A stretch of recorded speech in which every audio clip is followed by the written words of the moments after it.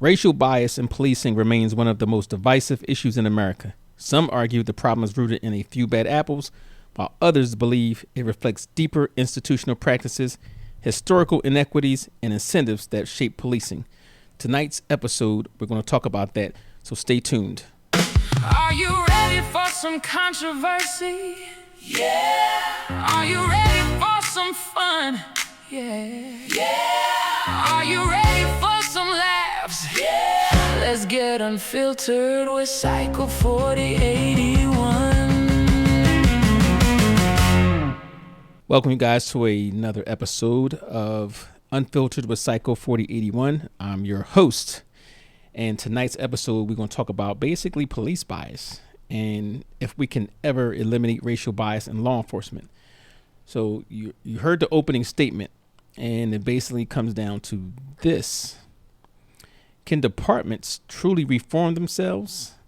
Is bias inevitable because police officers are human?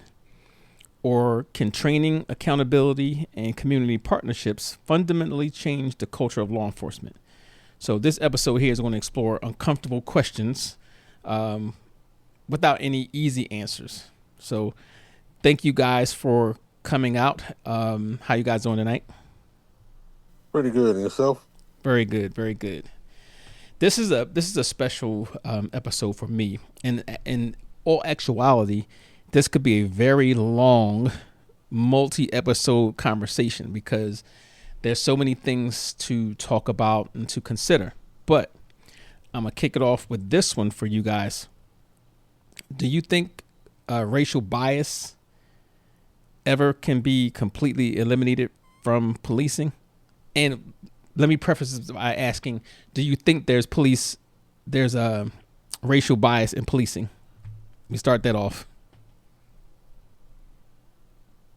Paul? I think, well, to answer your last question first, I think there is racial bias in policing. And can it be eliminated? Yeah, but it's going to take a lot. It's like not just gutting, but tearing down the infrastructure as well. Okay. What do you say? Okay.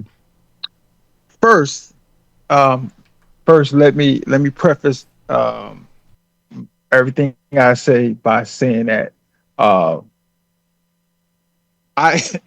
have family members who are law enforcement, so I like to put that out there before I say what I say. Number one, yes, there is racial bias in policing, law enforcement, and number two, I don't think that it will ever be eliminated in this country because of the foundation it was actually built on. And I'll go into that later. Okay. I see Dimitri jumped on here. Dimitri, we're asking, do you think there's racial bias in policing? And do you think it'll ever be eliminated from policing? I think it's racial bias in policing, and I don't think it'll ever be eliminated from policing because of the stuff still going on today. When I say racial bias, I'm talking about, and it goes both ways. It goes black against black cops going against, white criminals or whatever. Well, I'm talking more from the white criminals to the black, pulling over, the whole George Floyd's to that kind of stuff. Okay. So I'm going to partly agree with all of you on that. More so, okay, I do agree with Paul in this part. Will racial bias ever be eliminated from police? Absolutely not. Now, and I'm going to say this because I've worked in policing for 28 years. I have friends, coworkers, family that are also or were in policing. So here's the thing. Reason why I say no, because every profession out there involves human judgment. And then human judgment can be influenced by conscious and unconscious biases, right? When they say implicit biases. So really the debate would be whether those institutions, whether it be policing or any form of government, institution, can actually reduce the biases, just enough to produce, I guess, consistent and fair outcomes.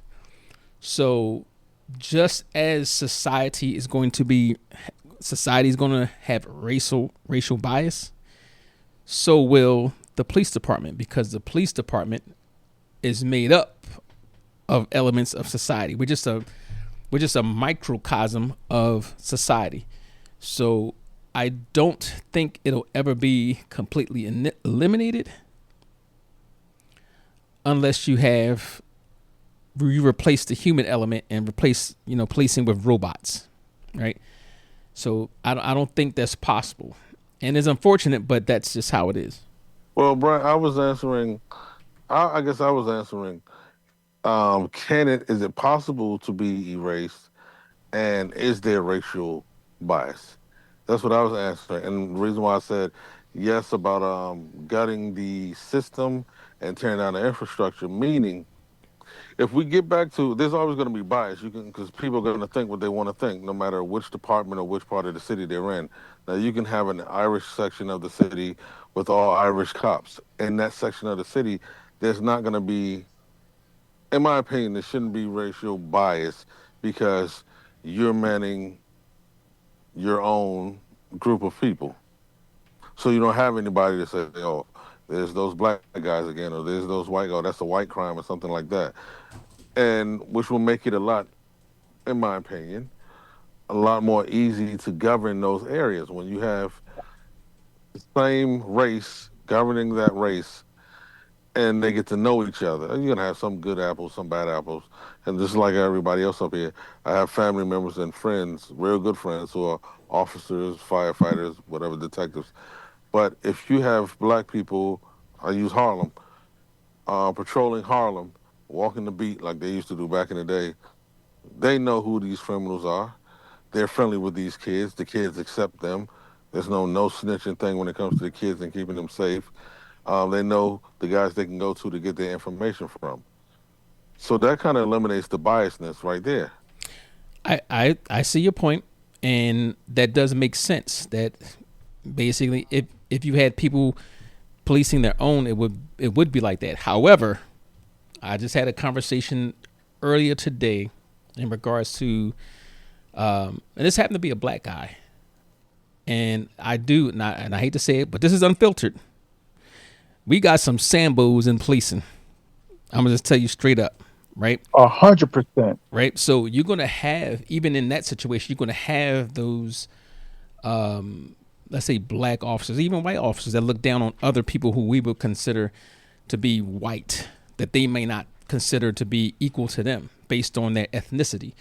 So I'm certain 100%, only because I've seen it, that, we had a guy, and I ain't gonna tell you his name, and actually I forgot his name, but we had a guy that worked in my department, and people used to say, oh, he's a black guy. He said, oh my God, you got a black guy. He hates black people, and they would tell me all types of incidents that would happen. I don't know if I think he ended up getting fired from the job eventually, but even the white folks saying that he hate black people, So I think in this particular profession, I think that still you'll see that here and there, but across policing, from East Coast, West Coast, North, South, you're going to always have that regardless. Even if it comes to, let's say, in your instance, what you brought up, you might have a black person patrolling a black neighborhood, right? But what about when the Chicanos come in, or the white folks come driving through, come working through? So you're still going to have that mix. Same thing with the white folks. If you have white folks policing all the white areas, let a black motorist come through and, get into some type of trouble, or get into, let's say, car breaks down or speeds through their neighborhood or through their jurisdiction, And we've heard those stories, especially down in certain places. I could tell you already, South Carolina, Virginia, Florida, Mm, Mississippi, mm, Alabama. We've heard the stories. Hey, don't be driving in unknown areas after dark, right? yeah. So yeah, I think especially in Mississippi. yeah, yeah, Mississippi. Now you know I, what? I'm gonna throw in New Jersey too. To be honest, I mean, because New Jersey's known for look, for a northern state to be, you Yeah, the know, western part of Jersey. yeah, they had their fair more than their fair share of racism. So yeah, I I used to, go ahead. I used to ride through Mississippi scared as hell at night. But to go back to what you were Rosewood, saying, and Rosewood. Mark you was saying is that, and this, and that's why I say I preface everything I'm saying, because law enforcement is a white man construct. Okay, let's call it what it is from the beginning. Okay, law enforcement was essentially developed to police black people, to govern black people, to keep us in line, Wait a to minute. to Let me clarify that a little bit. And I know where you're going. yes. I know where you're going. So it's not law enforcement itself wasn't because that goes back to the 1400s, 1300s. Matter of fact, it goes back to the Roman days. But what I'm saying, I'm talking about specifically, I, I, I'm talking about specifically in this particular country, Even here, law enforcement, wait a minute, the even law here, enforcement. even Yeah, here, well, law enforcement has its purpose. I get it. right? Law enforcement had, even back in past civilizations, they had a way of governing the people. So what you're But saying, in this particular country, yes. what Go you're ahead. Go what you're ahead. alluding to really is not so much law enforcement, because that even when the English settlers came over here, they had the sheriff type, Yeah. whatever. You're talking Yeah. about the way it's done, the how it's implemented, the slave patrols, Yeah. the way That how we how it patrol. morphed.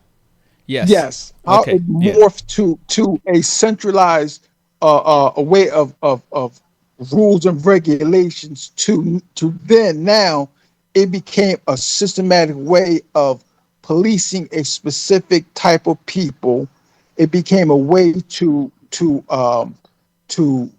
keep a certain particular specific type of people uh in basically in legalized slavery, if you let's call it what it is, because incarceration is legalized slavery. When the 13th Amendment came, when the 13th Amendment came and and freed the slaves, then there was law enforcement that said, well, if you're not, they can enforce different things and they can incarcerate you for different things. It was just a way of them saying, you know what?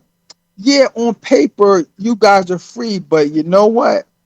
We have some workarounds here. Absolutely. So that's what I say. That's what I think. Absolutely. And there's no really debate about that, because it's well documented. Well documented. So, okay, now for you guys, some people argue that discriminatory outcomes stem from individual officers making poor decisions. Others contend that police, the policies, deployment strategies, incentives, and historical patterns, which you alluded to, can produce unequal outcomes even without being, having overtly racist intent. So, my question is racial bias primarily an individual problem or an institutional problem? I see Paul's face. Go ahead. It's an institutional problem. Yep. It's I, listen, and that's why I say when I make these comments, I preface it by saying I have family in law enforcement. Law enforcement is a safe haven for racists and hatred. They hide behind the shield. The organization is an institutional problem. Anybody? And you know more than anything. I agree with him because Okay. I always, and I've taken a different stance since my son became an officer. I kind of side more with I see it from a different view, to be honest with you. Not just me looking at someone with the outfit on, with the uniform on. Right. But I've always looked at it as the job is to protect and serve, not enforce. Now they're enforcing the law instead of protecting and serving. I understand you lock up the bad guys, but there's a difference between locking up the bad guys doing your job and enforcing the law. Okay. So with the enforcing of the law, I think that is actually their primary responsibility. It's called law enforcement. And if anything, that's actually what's needed. And I could tell you, let me put it on a basic level. Just today, you see somebody doing some dumb shit out there, right? Whether it be flying through your neighborhood, doing crazy stuff, annoying stuff. We mentioned it in the past, right? Who's going to curb that behavior? Is a nasty job, law enforcement. Is that protecting and serving? Absolutely, because they're protecting the tranquility, the peace of the community. Also, to me personally, a lot of people don't get served enough. That's just me, right? But I'm gonna say, can you repeat that? You went out. A lot of people don't get served enough. What? They don't get served. They don't get served enough. They don't get served enough justice. Okay, right? Gotcha. But I'm gonna agree with what Paul said. It is institutionalized, and for these reasons, the policies are set up. And I'm not saying all, but enough, right? The policies are set up to target certain people. And all you have to do is go back to that stop and frisk in New York City with, I don't know who was in charge, Rudy Giuliani. I'm not sure who was in charge back then. It was Rudy Giuliani. Okay, it was it. So they specifically, and this was said by some of the Latino officers, as a matter of fact, had said they were told to target certain groups of individuals. So to me, that kind of, solidifies that. Deployment strategy, that's the deployment strategy. When you have a community that sets up, and I know it's all science, and it's all based on this number of calls you have and the crimes reported, you're going to move your resources where it's most needed. I already know that. However, how they implement those things. Zero tolerance. We're going to go over there, and this what happened years ago in Baltimore City. Zero tolerance. We're going to lock up everybody who is caught loitering. We're going to lock up everybody who's walking out of a store with an open container. I understand why they do that. But it was only being done in certain neighborhoods. Bingo. And that's where the problem comes in. Now, I'm also going to say that it's an individual officer thing, because you can have those same policies, those same strategies or whatever, but officers do have the discretion for the most part in how they handle certain things. They have discretion on how, what they do and who they pull over and all that type of stuff. And I know I'm gonna give you a certain incident that happened, right? I remember we had a call where it was at a hotel, and a woman called, said, she was threatened with a gun, blah, blah, blah, whatever. The people left, the guys left, headed on down towards Baltimore City, right? We get there, we pull them over. Actually, I was backing up somebody from another precinct and got them out the car. I'm not even sure. I don't even remember if they was in a car. No, matter of fact, they wasn't in the car. But we ended up getting them out, and they had them sitting on the curb and all this other type stuff. And it was absolutely freezing outside. So we found out that there was no gun. The girl got mad because they didn't do whatever she wanted to do. And they basically abandoned her at the hotel. So she calls the police and mentions gun and gets them all jammed up.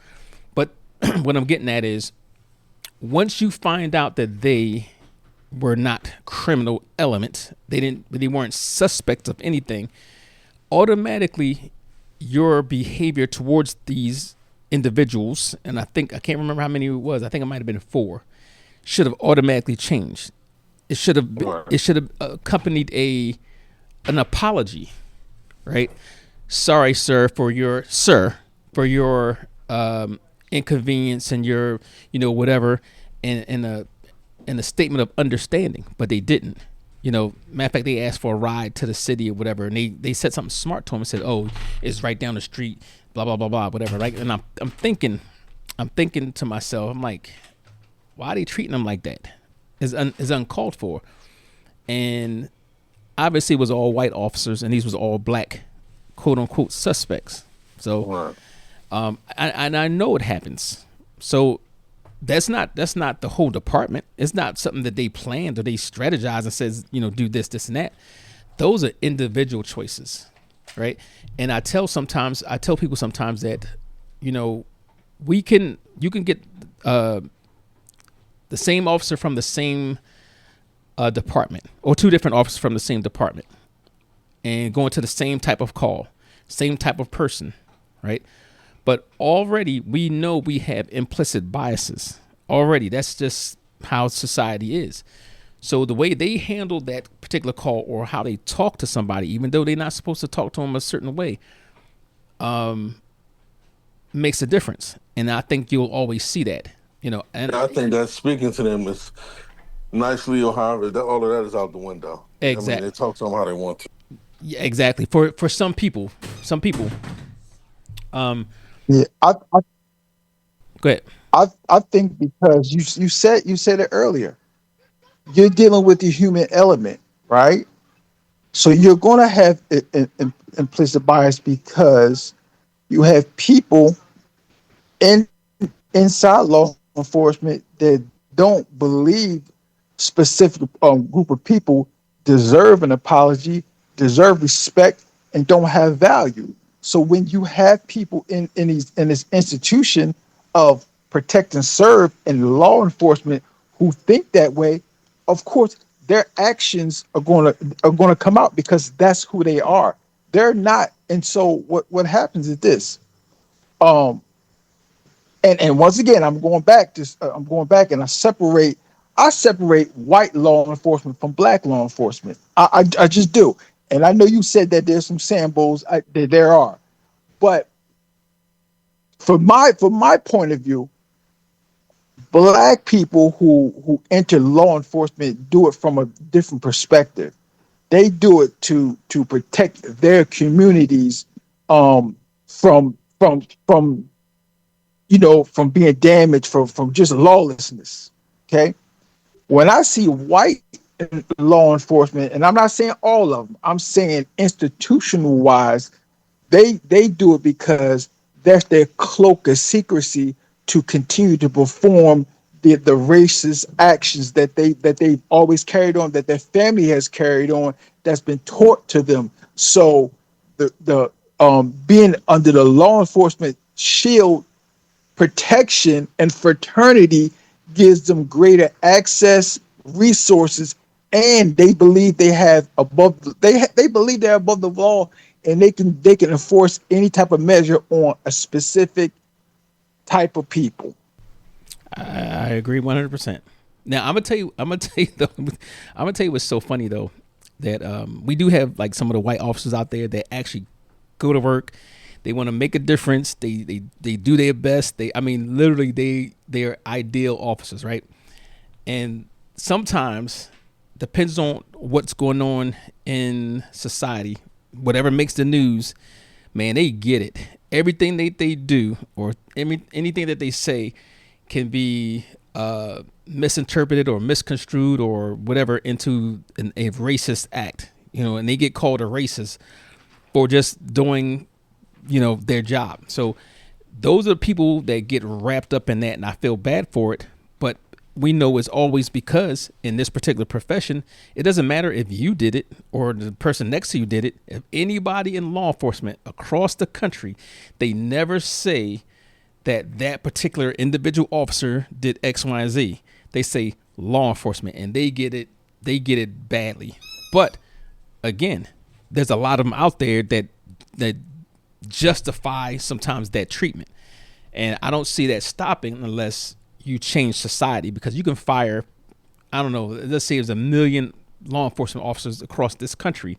If you fired every single one of them, you're still going to draw from the same pool that you've been drawn from. So yeah, you're going to replace the old and bring in the new of the same type of people. So yeah, but I don't have a problem with them enforcing the law. I think my problem, well, I know my problem comes in when you try to discipline the people. There's a difference in enforcing the law and disciplining, potential suspects. okay. That's where I have the problem. Okay.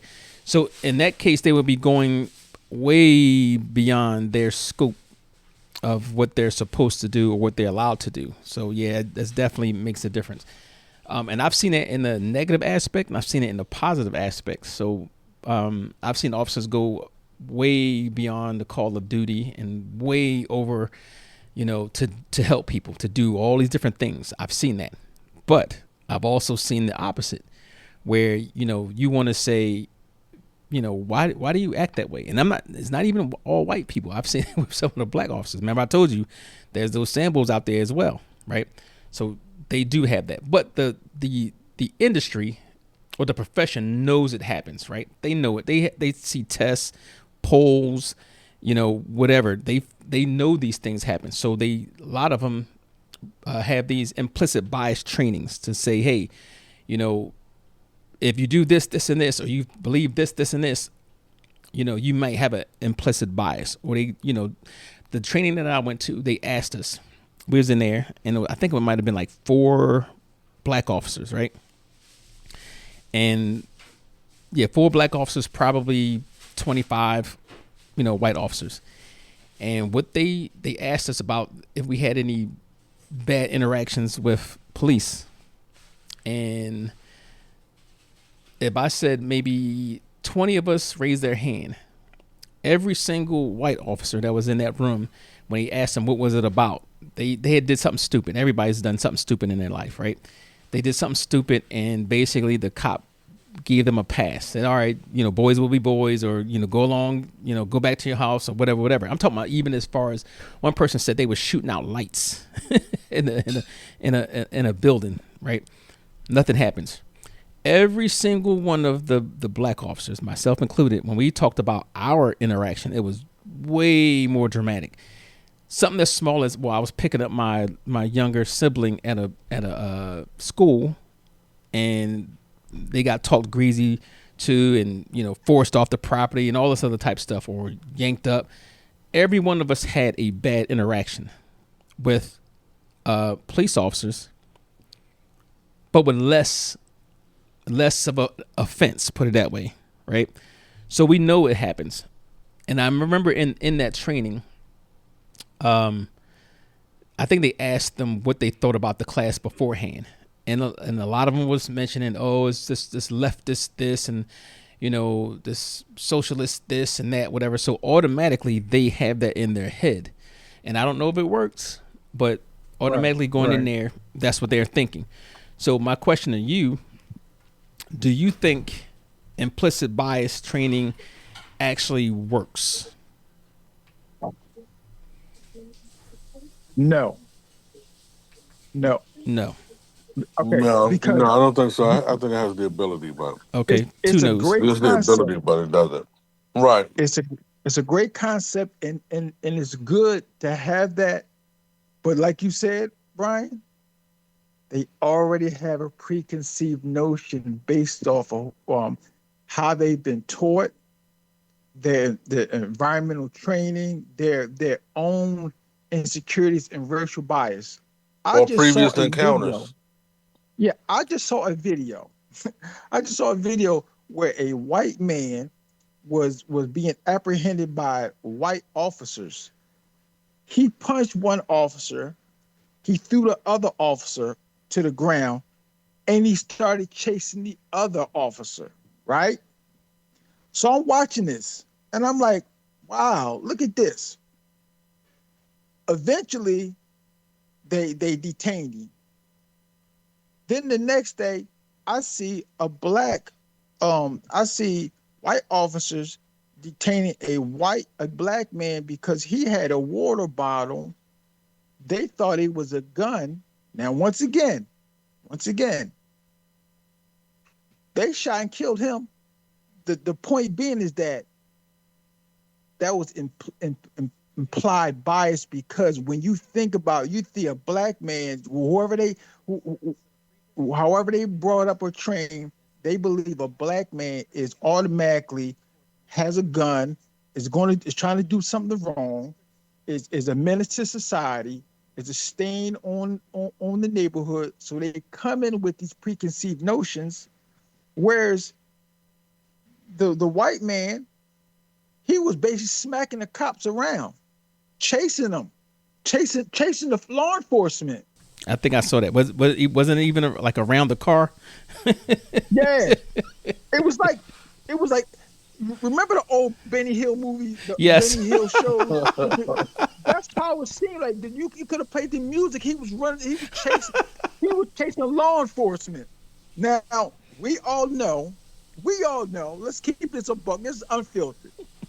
We all know if that was a black man, it took 2 seconds before he was gunned down. Done. Where he wouldn't even have the chance to do any of that, the shenanigans. Yeah. So they come in with these preconceived notions because they've been taught this.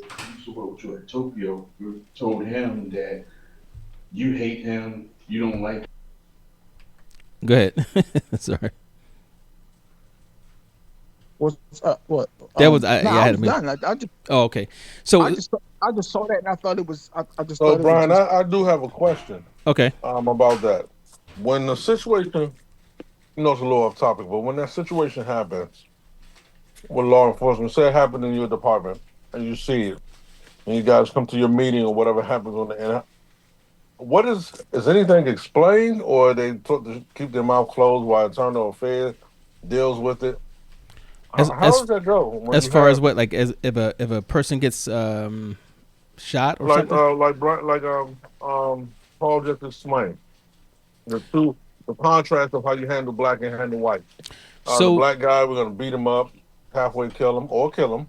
So the white guy, we're gonna let the white lady tell us what to do, curse us out, put her finger in our face, right? Tell us, we're not doing our job. So every incident is different. All right. So remember, going back to what I said, when something happens in law enforcement, it doesn't matter what department, what state, whatever that happens. They say all law enforcement. So right. the problem is that when people see these things, or these things become available, you got to mention this: everybody's an individual, and how that was handled might have been handled differently from another person, somebody maybe different from somebody in a different shift, or a different precinct or a different department in the same state. So everything is different. So you kind of can't compare how things are happening with officers in one area or at this particular moment. We know, and even black officers, we've said it before amongst ourselves. So when we hear these things, we're like, oh, that must have been a black guy. Oh, that must have been a white guy. Because we know, we've seen when you look at the news and you look at all these incidents that's happening, you see all of these things, and it seems like when it's a black suspect, they have less tolerance when it comes to certain things. Yeah. So hold on a second. Yeah. So when you have the problem is, we see it. When you look at it from the outside, you can look at 1,000 police incidents across 1,000 different departments, and it always seems that the black suspect does not get the same amount of patience. They don't get the benefits of the doubt like some of the other white suspects or what have you. We've all seen it, and to say that it would be a lie if we sat there and said, well, no, that doesn't happen. But as far as how you would handle certain things, you can't, because everybody's an individual.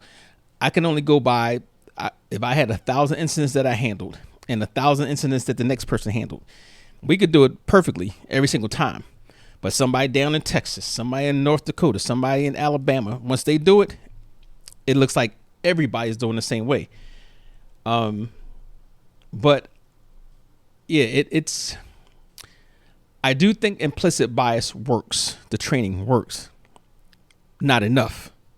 And the reasons why I would say not enough, just kind of what Paul said. You're going to always have those biases coming in, and it's going to trump whatever they try to tell you, because one, you're going to ignore the training anyway because you don't believe in it. But I think this is where I think it does work. When supervisors, well, I'm going to say does, it should work. When the supervisors get it, and as a supervisor, once you get that training, you should be able to recognize what goes on with the people that you're supervising.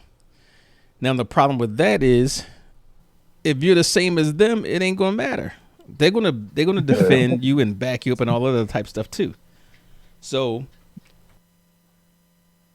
yeah, they gonna have the training, and then later on in their secret group chat, they gonna laugh, and they gonna talk racist. They gonna talk all that nonsense, in their little back channel group chats that is only private, only certain people have access to it. Well, that has been proven. I know. So can't deny that because that has been proven. And wasn't it Wilmington? I'm trying to think. What it was in Wilmington. Yeah. It was in L.A. when the whole Rodney King thing, when he started pulling all those tapes, of the little private channels that they have. All that came out, and I'm sure that they're not the only one. Demetri, you got to unmute yourself. So now this is the commentary behind it. Supporters of this believe it helps officers recognize unconscious assumptions. That it does for those who just genuinely don't see it. Critics argue there's mixed evidence about whether training alone changes behavior without broader organizational reforms, supervision, and accountability. That's true as well. So this is a case where both are true, because you have to have all of that, or it's not going to be as effective as it should be. So now, just by listening to you guys, Demetri, you got to unmute yourself. Just looking into about what you guys were saying. My question is, why do public perceptions of policing differ so dramatically across communities? When I say communities, I'm talking about from the Black community, the Latino community, the Spanish community, the white community, the poor communities, affluent communities. Why does the perception of policing differ so dramatically? Because police. Oh, go ahead, Marky. Oh, I think because of the different racial classes, we're to a point now that we feel that when the black community calls to a police officer for whatever reason, it has to be multiple ones, and you have to come with a certain mindset. But because we're programmed to think that there are white collar crimes and black collar crimes. So you figure when you go there. It's like going into a football game and you're not juiced up, you're not ready to go. When you go to this, that's what it is. When you go to these black communities, you got to be juiced up, ready to go, because they're violent. These guys, they buck back at you. They run from you. You can't catch them. They throw things at you. You may get into a shootout. Whereas the white community, you feel like you can at least talk to them. You're going to get a rowdy woman sometime, or a guy who knows the law a little better than you, or may have some political friend somewhere. So you're not as juiced up when you go there, and you're not treating them the same. Okay, let me give you two surveys, and then one was a Gallup survey, and the other one's a Pew Research. Right, a Gallup survey found that 56% of white adults expressed a great deal or quite a lot of confidence in police, compared with 19% of black adults. One of the largest racial gaps Gallup has measured for any major institution being policing, 56% to 19%. Now, the Pew Research found that 42% of white Americans had a lot of confidence in their local police department compared to 14% of black Americans. And I should have probably gave that out first, but yeah, that kind of goes back to the different communities feeling differently. And I know Paul wanted to say something about that. Maybe not. Okay. So, go ahead. See you on there. Well, I'm going to say experiences with police often vary. Obviously, you're not coming through. Yeah, you know. All right. So anyway, like Marky was saying. Okay. Go ahead. He was saying when you get a call from a black neighbor, have to be in their mind is that it's you're everything you said is kind of choppy. Send it in the message box. But what I was saying, experiences with police often vary by neighborhood, race, as you guys mentioned, social, economic status, and personal interactions. Everything's different, right? It varies. We have different lived experiences, which kind of shape the conclusions about some institutions. Like obviously, I don't know, you guys have had any negative interactions with the police. So if you have, you're more likely not to have confidence in the police department. And if you lived in a certain area that was maybe more higher in crime or maybe over policed more, you would have a more negative view of the police department versus somebody who, called the police in the past or had some incidents handled differently, like how we said about the implicit bias training. Like, all of them had police handle things way differently than what we did, right? And obviously none of us was criminals because we wouldn't have been cops at the time, right? So yeah, once you see that, you have no alternative but to, have those impressions of a police department. So yeah, I think that one was pretty easy. So let me ask you something, and we're going to wrap this up one here. Of 1, 2, 3, you three guys, which one of you has not had a negative interaction with a police officer? Dimitri? Hey. Yeah, which one of you have not had a negative interaction with a police officer? Okay. If you have, I'm sorry. Go ahead. I wonder if that's my connection. All right, you're not coming through. I guess you might have to put yours in the text box. So I can tell you about mine, and how many have I had? I think I've had 2. And the reason why I remember this. Anybody remember the year that Villanova beat Georgetown in the NCAA championship? Right, that was April 1st, 1985. So after the game, it was me, a friend of mine who lived in next city of Pleasantville, and my sister. After the game, can you hear me, Brian? Yeah, I can hear you now. Can you hear me? Yeah, I can hear you. I was trying to say, well, you talking good. I'm going to try to tell the same. Yeah, you're not coming through clearly enough. Yeah, sorry.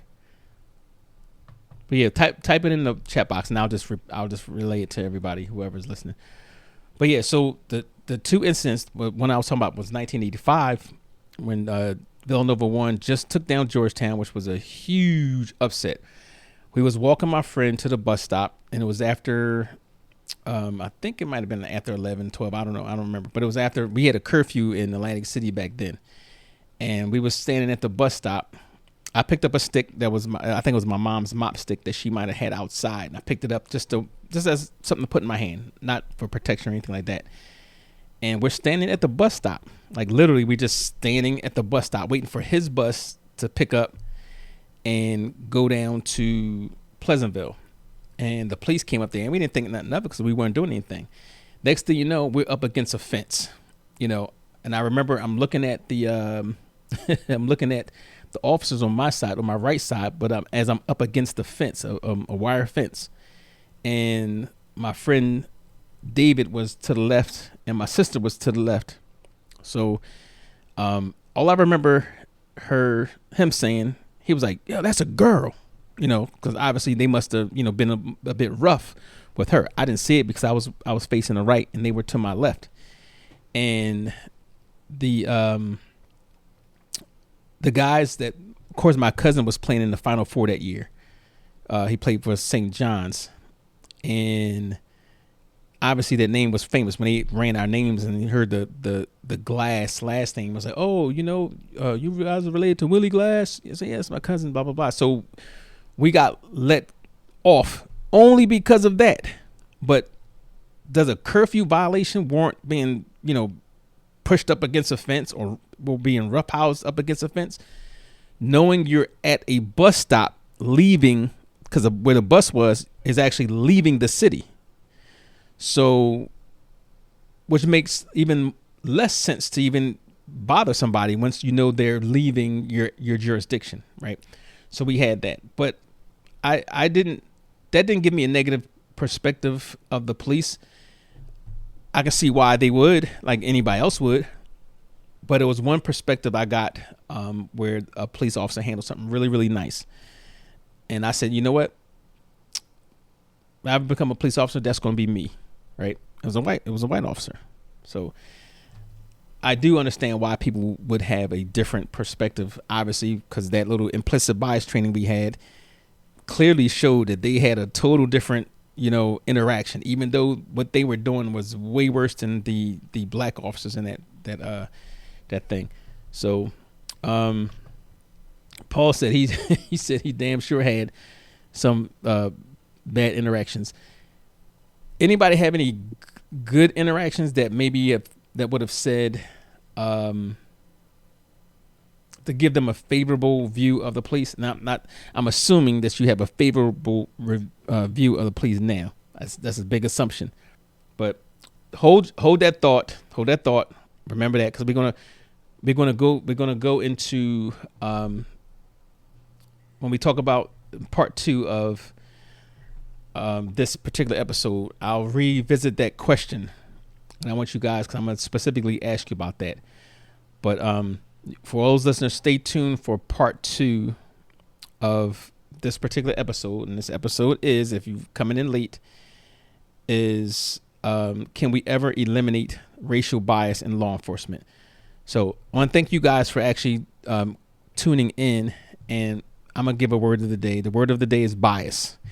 If you guys get the word bias for this particular episode in this particular month, then you have an opportunity to win prizes. So all you have to do is send all the words of the day to, or email it to unfiltered.psycho4081@gmail.com.